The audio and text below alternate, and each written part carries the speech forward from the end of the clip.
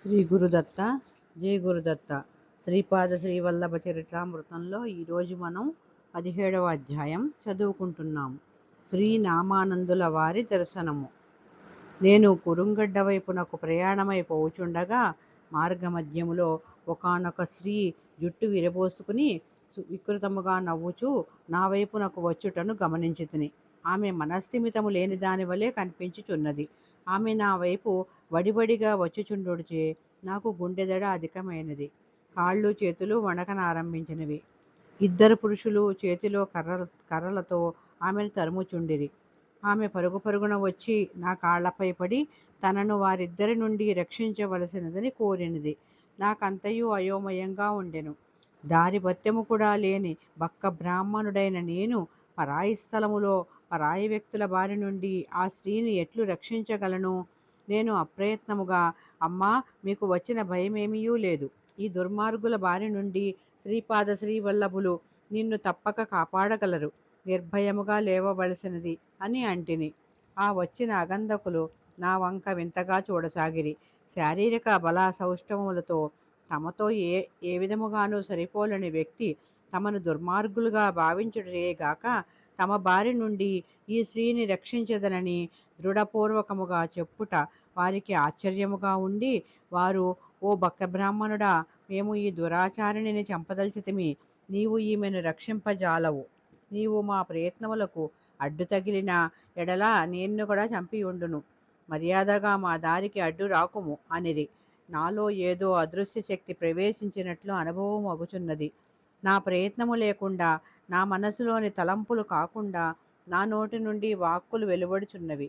ఆ వెలువడి వాక్కులు కూడా నన్ను ప్రమాదకర పరిస్థితుల్లో నెట్టివేయునవి అయి ఉన్నవి. అంతట నేను బ్రాహ్మణ జన్మనెత్తి సిగ్గు లేకుండా గత రాత్రి ఆవును వధించి ఆ మాంసమును భుజించి కళ్ళును త్రావి సకల దురాచారములతో కూడిన మీకు నన్నును ఈ నిరపరాధి అయిన స్త్రీని వధింప ఏమంత కష్టమైన పని కాదు. నేనన్నింటికీ సిద్ధముగానే ఉంటిని. మీ యందు జాలితో పలుకుచున్నాను. మీరు ఈ స్త్రీని వధించిన తదుపరి కుష్ఠువ్యాధికి గురి అగుదురు. కుష్ఠువ్యాధి సోకిన వారికి కామవాంఛ కూడా అధికముగా ఉండును. కుష్ఠువ్యాధి కలిగిన వానిని పాము కాటు వేయదు. పాము విషము నుండి తయారైన ఔషధముతో కుష్ఠును తగ్గించవచ్చును. అయితే ఈ ఔషధమును తయారు చేయు విధానము అందరికీ తెలియదు. కామవాంఛను అణుచుకుని ఔషధమును సేవించిన వ్యాధి ఉపశమించును. వ్యాధులన్నింటిలోనూ పరమ నికృష్టమైన కుష్ఠవ్యాధి పీడితులు కావాలనని మీరు కోరుకున్నచో ఈ స్త్రీని వధింపుడు. నేను మీ హితమును కోరి ఈ మాటలను పలుకుచున్నాను అని పలికితిని. నా మాటలు విన్న ఇద్దరు ఆగంతకులు కుప్పకూలిరి. ఆశ్చర్యముల్లోకెల్లా ఆశ్చర్యము.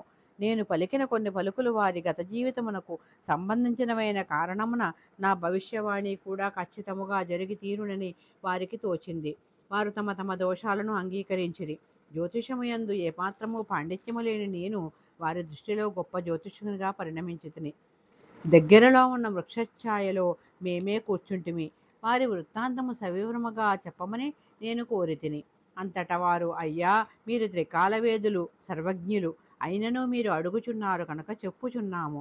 మేము ఇవ్వురము అన్నదమ్ములము. బ్రాహ్మణ జాతిలో జన్మించినను బ్రాహ్మణ ధర్మములు మాలో పూర్తిగా లుప్తమైనవి. సర్వభ్రష్టులమైతిమి. గోమాంస భక్షకులతో స్నేహము చేసితిమి. సురాపానమునకు అలవాటు పడితిమి. వ్యభిచారమునకు పాల్పడితిమి. అన్ని దురాచారముల్లోనూ మేము సర్వభ్రష్టులమైతిమి. ఒక గుట్ట మీద పద్మాసనంలో కూర్చున్న ఈమెను చూచితిమి. మా మనసులోని కోరికను వెల్లడించితిమి. ఆమె నిరాకరించింది. మా కామవాంఛను ఆమె తీర్చనందులకు బలవంతంగానైనను ఆమెను అనుభవింపదలచితిమి. అదేమి చిత్రమో గాని ఆమె దొరికినట్లే దొరికి తప్పించుకొని చుండెను. ఆమెను తరుముకొనుచూ వచ్చుచుంటిమి. పూర్వ పుణ్యవశమున మీ దర్శన భాగ్యము మాకు కలిగింది అనిరి. అంతట నేను, ఏది మంచి ఏది చెడు అను వివేచన చేయు శక్తిని పరమాత్మ మనకు ప్రసాదించి ఉండును. మనము మంచి దారిలో నడిచిన ఎడల మంచి ఫలితాలు పొందవచ్చును.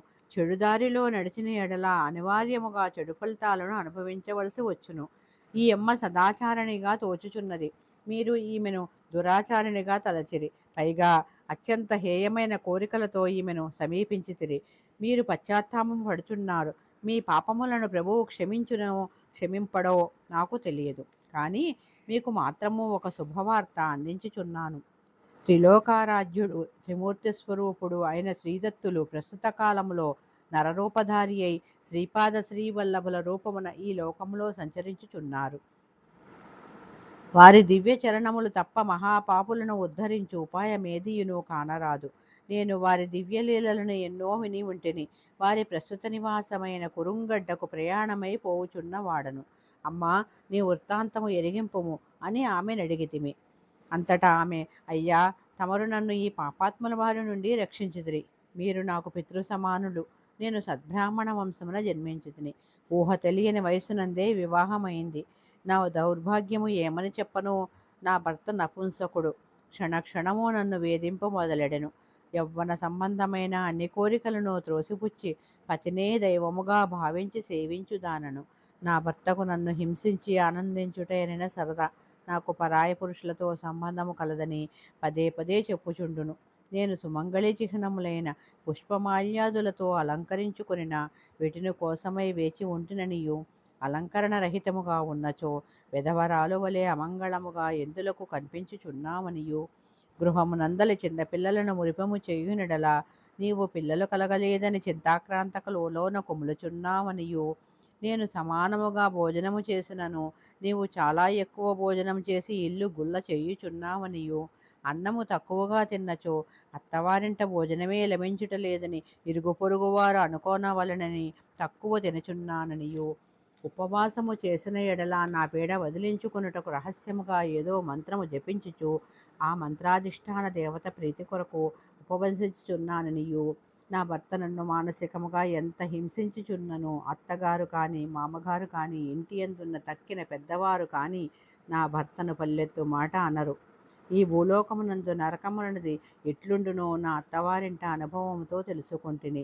ఈ విధముగా కాలము నాకు విషాదభరితముగా నడుచుచుండెను అని తెలిపినది. ఇంతలో మా గ్రామమునకు ఒక మంత్రతంత్ర శాస్త్రజ్ఞుడు యతించెను. అతనికి జ్యోతిష్య శాస్త్రమందు కూడా విశేష పాండిత్యము కలదని ప్రచారము జరిగెను. మా అత్తమామలు వానిని మా ఇంటికి ఆహ్వానించిరి. అతడు ఏవేవో లెక్కలు వేసి చిత్ర విచిత్రములైన పూజలు చేసి, ఈమె నష్టజాతకురాలు, అనేక అమంగళ యోగములు కలది. ఈ యోగ ప్రభావమున భర్తకు నపుంసకత్వం వచ్చింది. ఆమెను ఇంటి నుండి వెళ్ళగొట్టినచో ఆ అమంగళములు తొలగిపోవును. నేను చేయు మంత్రతంత్రములు పూజా విధానములు అక్కరకు వచ్చును. బాలకునికి నపుంసకత్వము పోవును. తిరిగి అతనికి వివాహము చేయవచ్చును. ఆ తరువాత తప్పక సంతాన యోగము కలుగును అని చెప్పెను. దయా దాక్షిణ్య రహితులైన నా అత్తమామలు ఇంటిలోని వారు నా భర్తయును నన్ను ఇంటి నుండి తరిమివేసిరి. నేను గత్యంతరము లేక కనీసము పుట్టింటికైనను కాలినడకన పోదామని నా బయలుదేరితిని. ఇంతలో మా ఇంటికి వచ్చిన కుహానా మాంత్రికుడు నాకు దారిలో అడ్డుపడెను. తుచ్చమైన తన కామవాంఛకు నన్ను బలి చేయగోరెను. నేను భద్రకాళినై దగ్గరలో ఉన్న బండరాతిని ఎత్తి నా శక్తి కొలది విసిరితిని. అది వారి నెత్తికి బలముగా తగిలి అతడు అక్కడికక్కడే మరణించెను. హతవిధి. నేను స్త్రీనై ఉండి గత్యంతరము లేని పరిస్థితుల్లో బ్రాహ్మణ హత్య చేసేది నా మనస్సులో లేకుండెను. నేను పుట్టినింటికి పోయినను నాకు సమస్యలు తప్పవు. నా తల్లిదండ్రులు నన్ను కడుపులో పెట్టుకుని పోషించు వారైనను అన్నదమ్ములను వదినెలను మరదళ్ళును ప్రేమతో చూచుదరను నమ్మకము నాకు లేదు. నేను కుహానా మాంత్రికుని హత్య చేయుటను అచ్చటి పామర జనము చూచిరి, కానీ వారికి అతని కాఠిల్యము తెలియదు. అటువంటి వార్తలు నలుదిశలా శీఘ్రముగా వ్యాపించును. నన్ను విధి ఎచ్చటికి నడిపించిన అచ్చటికే పోయేదను గాక అని తలచి దారి తెన్ను లేకపోవుచుంటిని. ఇంతలో ఒక కాసారము కంటపడినది. నాకు బహు దప్పికగా ఉండెను. కాసారములోని నీరు త్రాగి దప్పిక తీర్చుకుందాం అనుకుంటుని. ఆ కాసారము చెంత ఔదుంబర వృక్షము ఒకటి ఉండెను. ఔదుంబరం దత్తప్రభువుల వారికి అత్యంత ప్రీతిపాత్రమనే విషయము విని ఉంటిని. నాకు శరీరమునందు మైకము కమ్ముచుండెను. ఆ వృక్షమూలమునందే గాఢ నిద్రలోనికి జారుకుంటుని. కొంతసేపటి తరువాత మేల్కొంటిని. మిక్కుటముగా ఆకలి అగుచుండెను. కళ్ళు తెరిచి చూచినంతలో 2 నాగుపాములు నాకు 2 వైపులా కాపలాకాయు కావలివాండ్రవలే ఉండెను. నేను ఆ 2 నాగుపాములకు నమస్కారము చేసితిని. నా ప్రార్థనను మన్నించిరవో అన్నట్లు అవి 2 ఎటో పోయెను. నేను దత్తదిగంబర దత్తదిగంబర జయగురుదత్త దత్తదిగంబర అని పాడుకొనుచుంటిని. దత్త ప్రభువులు కేవలము స్మరణ మాత్రముననే ప్రసన్నులై కాపాడిదరని పెద్దలు చెప్పగా విని ఉంటిని. నా అదృష్టము కొలది ఔదుంబర వృక్ష ఛాయలో కూడా నుంటిని. నేను శ్రీ దత్తప్రభువుల కృపాచత్రం యొక్క ఛాయలో ఉన్నట్లు అనుభూతి కలగసాగెను. నా దత్తనామస్మరణము తన్మయత్వంతో ఆలకించుచు దారి వెంట పోవుచున్న బాటసారి ఒకడు వేడి చెట్టు ఛాయలో నిలుచుండెను. భయభ్రాంతనైన నేను, ఓయి నీవు ఎవ్వడవు, మర్యాదగా ఇచ్చటి నుండి వెంటనే పొమ్ము. నీవు పోకపోయినచో ఇటనున్న బండరాతిని ఒక టాని తీసుకుని నిన్ను చంపివేసెదను. కొలదిసేపటి క్రితమే ఒక కుహానా మాంత్రికుని హతమార్చితిని అంటిని. అందులకు ఆ నూతన వ్యక్తి చేతులు జోడించి, అమ్మా, నేను రజక కులమునందు పుట్టిన రవిదాసు అను పేరుగల దత్తభక్తుడను. నేను కురువపురమునందు నివసించుచుండును. శ్రీ గురుదత్తులు ఈ భూలోకమున పావనము చేయుటకై శ్రీపాద శ్రీవల్లభ రూపమున కురువుపురమునందు విరాజిల్లుచున్నాడు.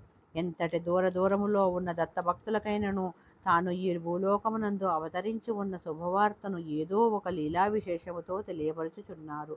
ఇది అనుభవైక నైవేద్యము. నేను ప్రస్తుతము కురువపురమునకు పోవుచున్నాను. నీకు ఇష్టమైనచో నాతో రావచ్చును. కురువపురము సమీపమునందే ఉన్నది. నేను నా బంధువుల ఇంటికి పోయి తిరిగి కురువపురమునకు పోవుచున్నాను అని పలికెను.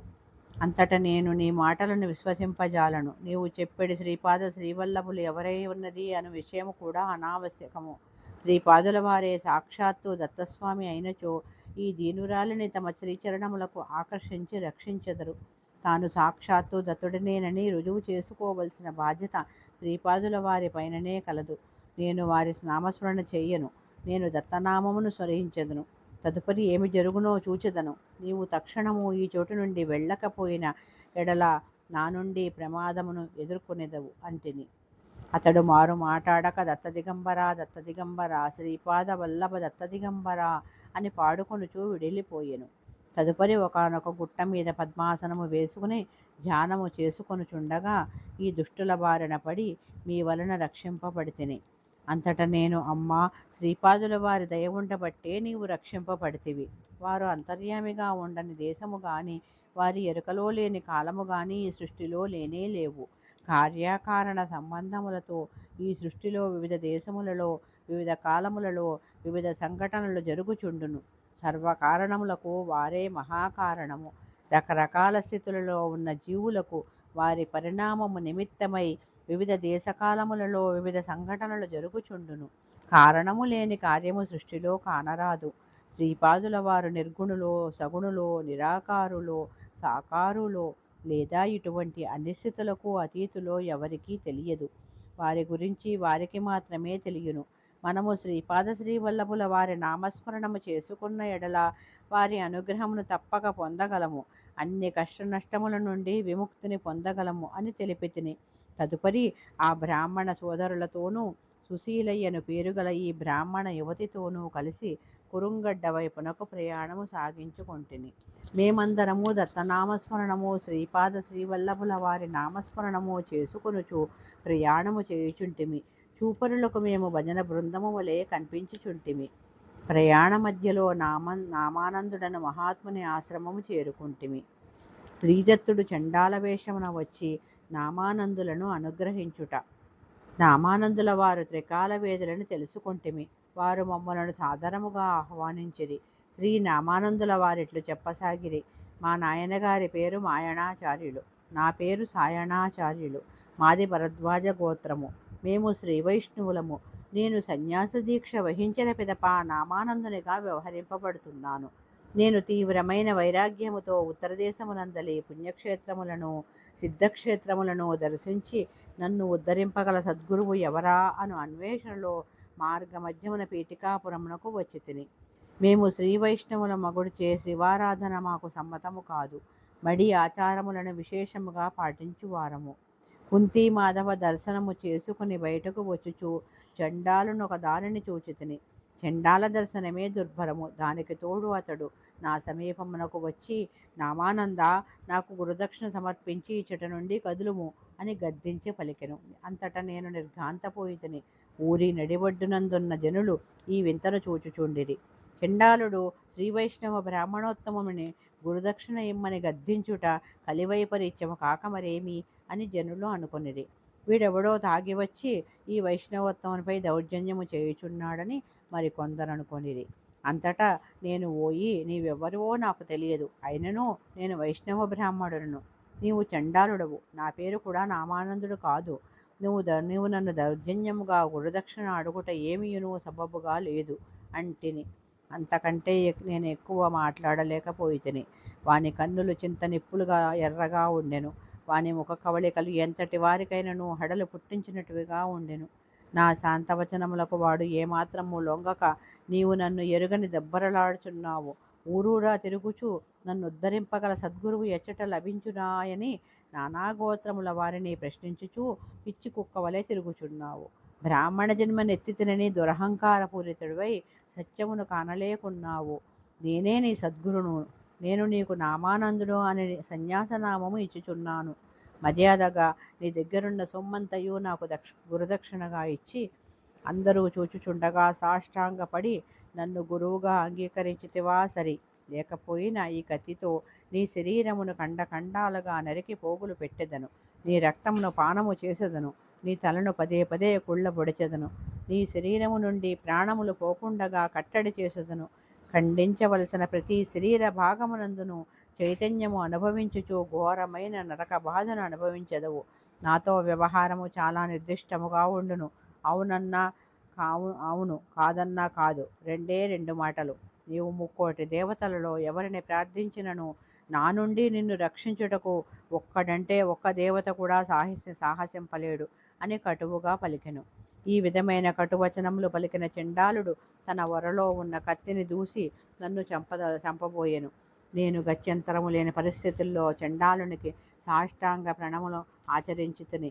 నా వద్దనున్న రొక్కమంతయు గురుదక్షిణగా సమర్పించితిని. దైవమునకు సంబంధించిన వర్ణనలన్నీ నాకు కల్పితములుగా తోచెను. అయితే నా ఊహలను అన్నింటినీ తల్లకిందులుగా చేయుచు వారి మోహనమైన దివ్య మంగళ రూపము నాకు దృగ్గోచరమాయెను. ఆ దివ్య నేత్రముల నుండి అనంతమైన ప్రేమ కరుణ మహాప్రవాహము వలె ప్రవహించుచున్నట్లు తోచెను. ఆ దివ్య మంగళమూర్తి నేను శ్రీదత్తుడను. ప్రస్తుతము శ్రీపాద శ్రీవల్లభ రూపమున పీఠికాపురములో అవతరించితిని. నీవు నావాడవు, నేను నీవాడను. నేను నీ సొత్తు, నీవు నా సొత్తు. మనిద్దరికీ సొత్తు కలిపినది అదే సత్తు, చిత్తు, ఆనందము. నీవు నేటి నుండి నామానందుడవై ధర్మ ప్రచారము చేయుచూ చిరశాంతిని పొందుము. అంత్యమున నా లోకమునకు రాగలవు అని దీవించెను. నామానందులకు శ్రీపాదుడు స్వహస్తములతో భోజనము ఇడుట. అయ్యా, ఈ విధముగా నేను నామానందుడను సన్యాసిని అయితిని. పీఠికాపురమునందు శ్రీపాద శ్రీవల్లభుల దర్శనము చేయగోరితిని. నాకు ఆకలి దహించి వేయుచున్నది. ఏ ఇంటికి పోయినను నాకు అన్నమిడువారే కానరారేరి. జనులు నా గురించి వింత వింతగా, ఇతడొక పిచ్చివాడు, చండాలుడు, తాగి వచ్చిన మైకములో వీడి నుండి గురుదక్షిణ వసూలు చేసెను. ఇతడు బ్రాహ్మణుడైనను చండాలుని గురువుగా స్వీకరించిన కారణము అస్పృశ్యుడు.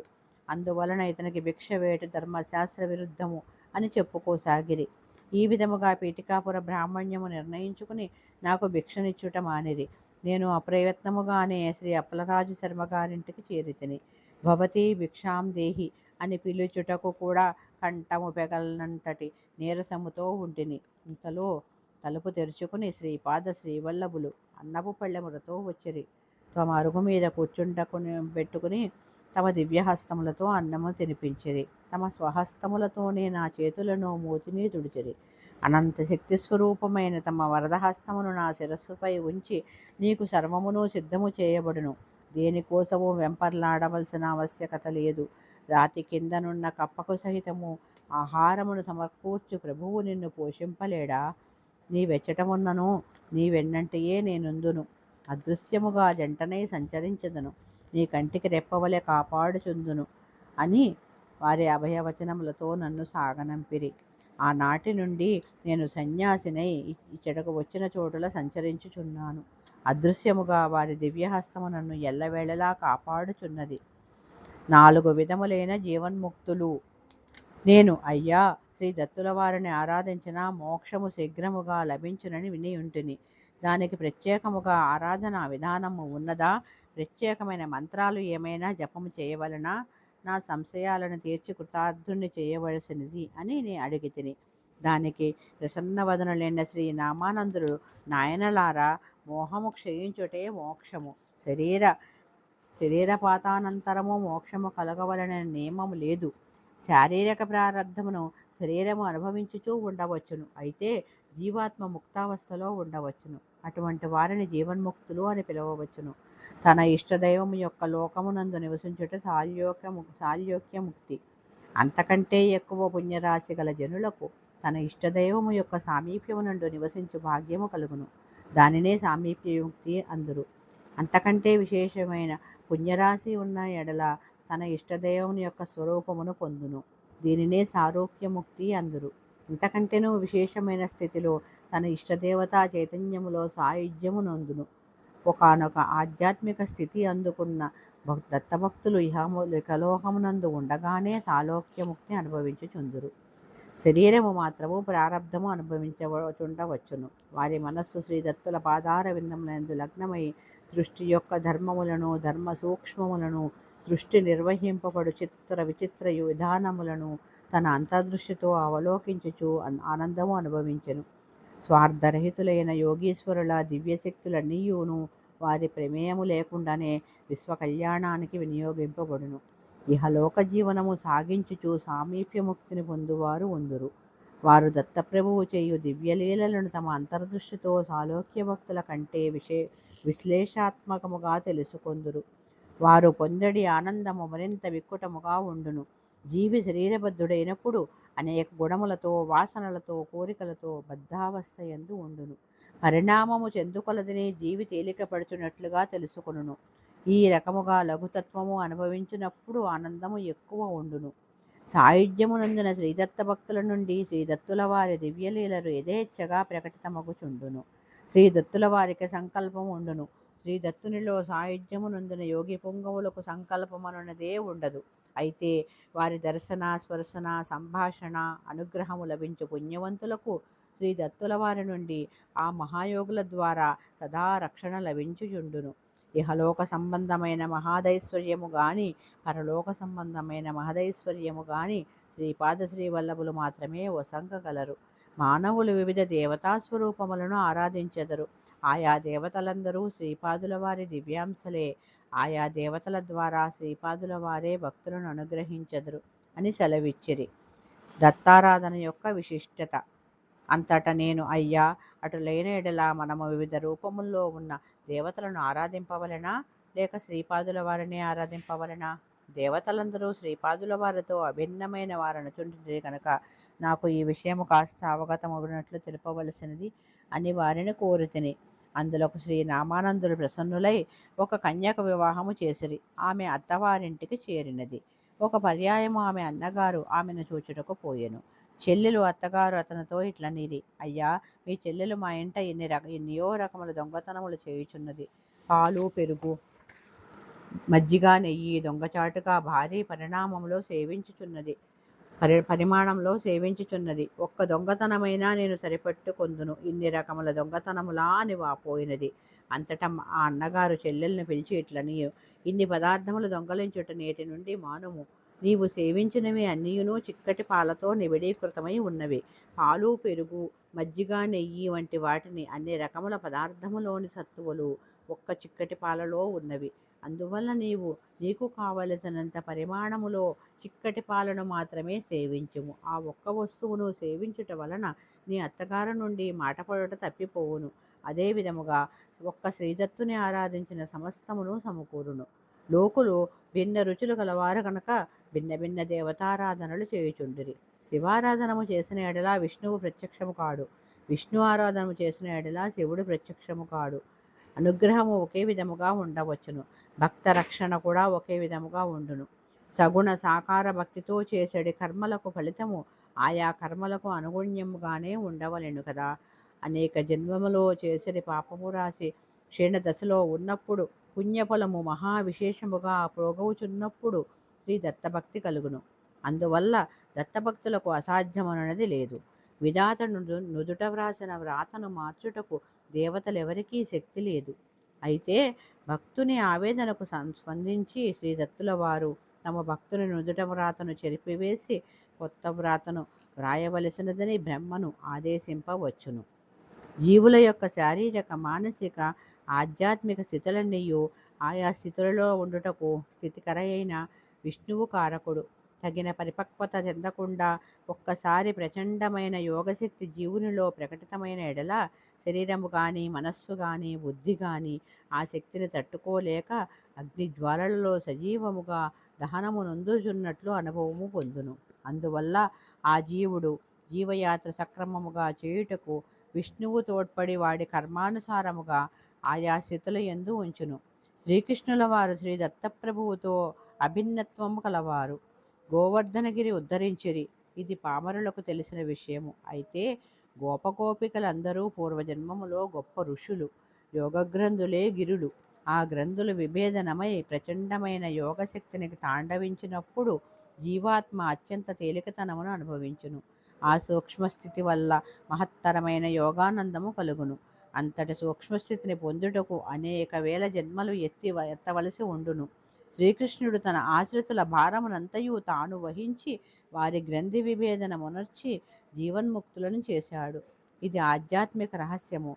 భౌతిక దృష్టితో చూచువారికి గోవర్ధనగిరినెత్తి తన వారిని రక్షించుట మాత్రమే అవగతమగును. అందువల్ల తన భక్తుల వివిధ స్థితులను మార్చవలనని శ్రీ దత్తుల వారు సంకల్పించిన సామాన్యముగా నడవవలసిన పరిణామక్రమమును శీఘ్రతరము చేయవలసినదని విష్ణువును ఆదేశింపవచ్చును. ఈ ప్రక్రియలో తన భక్తునకు అనుభవంలోనికి రావలసిన బాధలను అన్నింటినీ భక్తుని చేత అజ్ఞాన స్థితిలో అనుభవింపచేయును. లేదా ఆ బరువు బాధ్యతలను శ్రీ దత్తుల వారు తమ భుజస్కంధాలపై చేసుకొందురు. వారు ఎంతటి కారుణ్యమూర్తి! శ్రీపాదశ్రీ వల్లభ అవతారము యొక్క ప్రధాన లక్ష్యము తమతో సాయుధ్య స్థితి అనుభవించు యోగులను 1,25,000 మందిని తయారు చేయుట. కర్మబంధమునందలి యొక్క స్పందనలను లయము చేయు సంకల్పము కలిగిన ఎడల శ్రీ దత్తుల వారిలోని రుద్రాంశ విజృంభించి కోటానుకోట్ల జన్మములు అవి గతించి అయినను రాబోవునైనను వాటినన్నింటినీ ధ్వంసము చేసి ఆ జీవికి మోక్షము అనుగ్రహింపవచ్చును. వారిలో బ్రహ్మాంశ గాని విశ్వాంశ గాని రుద్రాంశ గాని ప్రస్ఫుటమై తదనుగుణముగా తన భక్తుని సంరక్షించును. ఇది అంతయును వారి సంకల్పాన్ని బట్టి ఉండును. అటువంటి వారికి సంకల్పము కలుగుటకు మనము భక్తి మార్గము అవలంబించవలెను. ఒక పర్యాయము పీఠికాపురంలో శ్రీపాదుల వారి ఆశ్రితుడొకడు గుర్రము నెక్కగా అది అతనిని పడదోసి తొక్కివేసి గాయపరిచింది. రక్తసిక్తుడైన ఆ భక్తుని వైపు శ్రీపాదుల వారు తమ అభయహస్తమును చూపగా గాయములన్నీ క్షణములో మాయమైనవి. శ్రీపాదుల వారి యందు నమ్మకము ఇసువంతయు లేని మరొకనికి అదే రోజున 100 వరహాలతో నిండిన పాత్ర ఒకటి లభించెను.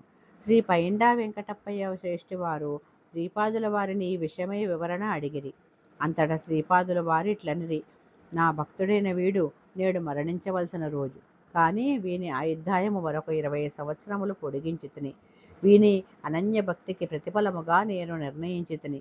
100 వరహాలు దొరికిన వారికి ఈరోజు మహాదైశ్వర్యము కలగవలసిన రోజు, కానీ వాడికి భక్తిభావము ఇసువంతయు కూడా లేక భక్తులను అవహేళన చేయుచుండట వలన వాని మహాదైశ్వర్య యోగమును కేవలము 100 వరహాలకు మాత్రమే కుదించి వేసితిని. నా యందు కేవల భక్తి గలవానికి నేను దాసుడను. నన్ను తన హృదయములలో బంధించుకోగలిగిన వాడే నిజమైన ప్రభువు. త్రిలోకాధిపతి అయిన పరమేశ్వరుడు కూడా అటువంటి వారికే దాసుడై సంచరించును అని సద్విషయాలని సందేశములను తెలియపరిచిరి. శ్రీ నామానందుల వారు ఈ రీతిగా సెలవీయగానే మేమందరము ఎంతయో ఆనందభరితులమైతిమి. బ్రాహ్మణ సోదరులు తాము చేసిన పాపకార్యాలకు ప్రాయశ్చిత్తము ఉపదేశింపబడిన నామానందులను కోరిరి. అంతటా నామానందుల వారు, వీరు ఏకభుక్తము చేయుచు మండల దీక్షను పాటించుడు, విక్కుటమైన కాయకష్టాలు చేసి ధనమును సంపాదించుడు, ఆ ధనమును వ్యయపరిచి సద్బ్రాహ్మణులకు అన్నదానము చేయుడు అంతట పాపము శమించును. పాపశమనము అయినట్లుగా శ్రీపాదుల వారి దర్శనము సాక్షాత్తుగా గాని స్వప్నములో గాని పొందగలరు. మండల దీక్షానంతరము కూడా సదాచారులుగానే మీరుండవలెను. ప్రమాదవశమున పూర్వపు అలవాట్లకు బానిసలైన పక్షమున మీరు శ్రీపాదుల వారి నుండి రెట్టింపు శిక్షణ పొందుట ఖాయము అని తెలిపిరి. అనగా సమేత దత్తాత్రేయ ఆరాధన పవిత్రము. సుశీలయ్యను ఆ బ్రాహ్మణ శ్రీ తనకు సంకటహరణమగు ఉపాయము చెప్పమని నామానందుల వారిని కోరింది. అంతట ప్రసన్న చిత్తులైన నామానందుల వారు ఆత్మ నిరంతరాయం అయినది, మనస్సు ప్రతి క్షణములో అనేక కోట్ల సార్లు మరణించి తిరిగి పుట్టుచుండును. భార్యాభర్తల సంగమ కాలమున వారిరువులో ఎవరైనా కానీ లేదా వారిద్దరూ కానీ తమ మానసిక చైతన్యమును నిర్జీవ స్థితుల మధ్య చిక్కుకున్నట్లు అనుభవము పొందిన ఎడల వారికి జన్మించు బిడ్డ నపుంసకుడు అగును. పచ్చడి సంసారములను భగ్నము చేయు మహాదోషముల వలన మానవులకు నపుంసకత్వము సిద్ధించును. నపుంసక జీవితము మానవునకు నరకప్రాయముగా ఉండును. అన్యోన్యముగా ఉండు దంపతులను విడదీయట వల్ల గయ్యాళితనము ప్రదర్శించి కోడళ్లను నానా విధములుగా హింసించుట వలనను, నిర్దాక్షిణ్యముగా శిశుహత్యలు స్త్రీహత్యలు చేయుట వలనను, నిస్సహాయ స్థితిలో ఉండు అనాథ ఎడల పరమ కర్కశత్వమును చూపుట వలనను నపుంసకత్వము కలుగుట కానీ నపుంసకుడుకు భార్యగా ఆగుట కానీ తటస్థించును. మానవునకు ఒక స్త్రీ యందు 10 మంది సంతానమును కనుట వరకు హక్కు కలదు. ఆ పైన సంతానము ఆ స్త్రీ యందు కనుట ధర్మ విరుద్ధము. 10 మంది సంతానమును కన్న తరువాత ఆ స్త్రీని తల్లిగా భావించవలెను. అమ్మా, నీ భర్తకు నపుంసకత్వము పోయి పురుషత్వము సిద్ధించుటకును, నీవు అనుకూల దాంపత్యముతో సర్వసుఖములు పొందుటకును అనగా వ్రతము చేసి అనగాదేవి సమేత శ్రీ దత్తాత్రేయుల వారిని సంతుష్టములు చేయుము. తప్పక శ్రీ దత్తుల వారు నిన్ను అనుగ్రహించెదరు. శ్రీపాద శ్రీవల్లభుల వారిని భజించు వారికి ఇహలోక సుఖము పరలోక సుఖము పుష్కలముగా లభించును. శ్రీ బాపనార్యుల వారు తమ మనుమని సాక్షాత్తు దత్తాత్రేయులుగా దర్శించి సిద్ధమంగళ స్తోత్రమును పఠించిరి.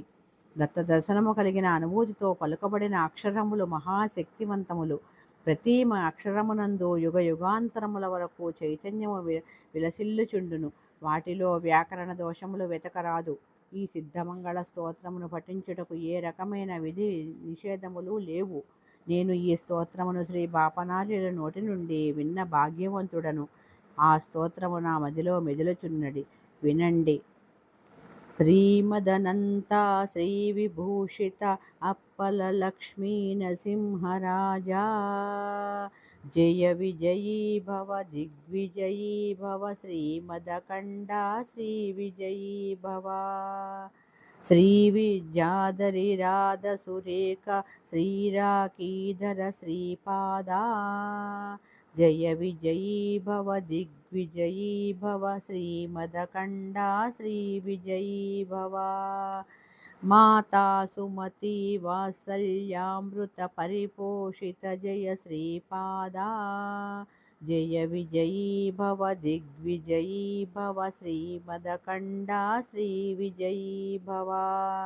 సత్య ఋషీశ్వర దుహితానందన బాపనార్యనుత శ్రీచరణ, జయ విజయీ భవ దిగ్విజయీ భవ, శ్రీమదకండ శ్రీ విజయీ భవ. సవితృకాటక చయన పుణ్యఫల భరద్వాజ ఋషి గోత్ర సంభవా, జయ విజయీ భవ దిగ్విజయీ భవ, శ్రీమదకండ శ్రీ విజయీ భవ. దోచ ఉపాతి దేవు లక్ష్మి గణ సంఖ్యా బోధిత శ్రీచరణ, జయ విజయీ భవ దిగ్విజయీ భవ, శ్రీమదకండ శ్రీ విజయీ భవ. పుణ్యరూపిణీ రాజమాంబసుత గర్భ పుణ్యఫల సంజాత, జయ విజయీ భవ దిగ్విజయీ భవ, శ్రీమదకండ శ్రీ విజయీ భవ. సుమతి నందన నరహరి నందన దత్త దేవ ప్రభు శ్రీపాదా, జయ విజయీ భవ దిగ్విజయీ భవ, శ్రీమదకండ శ్రీ విజయీ భవ. పీఠికా పురా నిత్య విహార మధుమతి దత్త మంగళ రూపా, జయ విజయీ భవ దిగ్విజయీ భవ, శ్రీమదకండ శ్రీ విజయీ భవ. నాయనలారా, ఈ పరమ పవిత్రమైన సిద్ధమంగళ స్తోత్రమును పఠించిన ఎడల అనగాష్టమి వ్రతము చేసి సహస్ర సద్బ్రాహ్మణ్యమునకు భోజనము పెట్టిన ఫలము లభించును. మండల దీక్ష వహించి ఏకభుక్తము చేయుచు కాయకష్టముతో ఆర్జించిన ద్రవ్యమును వియోగించి సహస్ర సద్బ్రాహ్మణ్యమునకు భోజనము పెట్టిన ఫలము లభించును. ఈ స్తోత్రము యోగ్యులచే పఠింపబడును. దీనిని పఠించుట వలన సిద్ధపురుషుల దర్శన స్పర్శనములు లభించును. మనసున తలచిన కోరికలు నెరవేరును. మనసా వాచ కర్మణ దత్తారాధన చేయు భక్తులు ఈ స్తోత్రమును పఠించినంతనే శ్రీపాదుల వారి కృపకు పాత్రులగుదురు. ఈ స్తోత్రమును పఠించిన చోట సూక్ష్మ వాయు మండలమునందలి సిద్ధులు అదృశ్య రూపమున సంచరించుచుందురు అని అమృతవాక్కులను ఆ సుశీలయ్యను బ్రాహ్మణ స్త్రీకి వివరించిరి. శ్రీపాదుల వారి అనుగ్రహము వల్ల నపుంసకత్వము పోవుట. శ్రీ నామానందుల వారి నోటి వెంట ఈ అమృతవాక్కులు వినిన వెంటనే నాకు ఒక ఆలోచన వచ్చింది. అంతటా నేను ఇట్లన్నింటిని, మహాపురుష, ఈ దివ్యస్తోత్ర పారాయణముతో శ్రీపాదుల వారి దివ్యలీలా విలాసములు కథా ప్రసంగములతో ఈ పవిత్ర ఆశ్రమ ప్రాంగణమున ఈ రాత్రి గడపవలనని కోరిక కలుగుచున్నది. కారుణ్యమూర్తులైన మహామహులు అనుమతి ఇవ్వవలెనని విన్నవించుకొనుచున్నవాడను. నాతో పాటు ఉన్న సుశీలియను బ్రాహ్మణ సోదరులను నా సూచనకు తమ ఆమోదనము తెలిపిరి. ప్రసన్న హృదయులైన శ్రీ నామానందులు తమ ఆమోదముద్ర వేసిరి. రాత్రి అంతయు శ్రీపాదుల వారి నామస్మరణతోనూ వారి లీలా కథా ప్రసంగములతోనూ సిద్ధమంగళ స్తోత్ర పఠనముతోనూ గడిచినది. ఉషకాలమున శ్రీపాదుల వారికి దివ్య మంగళహారతి ఇయ్యబడెను. మహామంగళహారతి అయిన తరువాత మా ఆశ్రమునకు ఒక రెండెడ్ల బండిపై భోజన సామాగ్రిని వేసుకుని బండివాడు ఒకడు వచ్చెను. ఆ బండివాడు సుశీలతో, కొలదిసేపటిలో నీ అత్తమామలు నీ భర్తయు వేరొక బండిలో ఈ ఆశ్రమమునకు చేరుకోగలరని చెప్పెను. భోజన సామాగ్రిని దింపివేసి ఆ బండివాడు వెడలిపోయెను. బండివాడు వచ్చి వెళ్ళిన సమయము లోపల శ్రీ నామానందుల వారు ధ్యానావస్థలో ఉండిరి. శ్రీ నామానందుల వారు ధ్యానావస్థ వదిలి ప్రకృతిస్థులైనప్పుడు బండివాడెక్కడా అని ఆందోళనతో ప్రశ్నించిరి. బండివాడు వెళ్ళిపోయినని చెప్పగా, ఆహా, మీరెంత అదృష్టవంతులు, నేనే దురదృష్టవంతుడిని అని వాపోయిరి. మేమందరము విస్తుపోయితిమి. శ్రీ నామానందులు శ్రీపాదుల వారి పరమ కారుణ్యమూర్తి. వారే బండివాని రూపంలో వచ్చి మీకు దర్శనమిచ్చిరి. అమ్మా సుశీల, నీ అదృష్టము పండినది. నీ భర్తకున్న నపుంసకత్వము పోవుటయేగాక నీ భర్తయును నీ అత్తమామలు కొలదిసేపటిలో ఎడ్లబండిలో ఇచ్చటకు చేరుకొనుచున్నారు అని పలికిరి. త్రికాల వేదులైన నామానందుల వారు సెలవిచ్చినట్లే జరిగింది. సుశీల తన భర్తతో అత్తమామలతో అత్తవారింటికి వెళ్ళింది. నేను ఆ బ్రాహ్మణ ఇద్దరులతో కురుంగడ్డ వైపునకు ప్రయాణం అవగలదందులకు నామానందుల వారిని అనుజ్ఞ అడిగితిని. వారి ఆశీస్సులు పొంది కురుంగడ్డ వైపునకు ప్రయాణమైతిని. శ్రీపాద శ్రీవల్లభులకు జయము జయము. శ్రీ గురుదత్త. జయ గురుదత్త.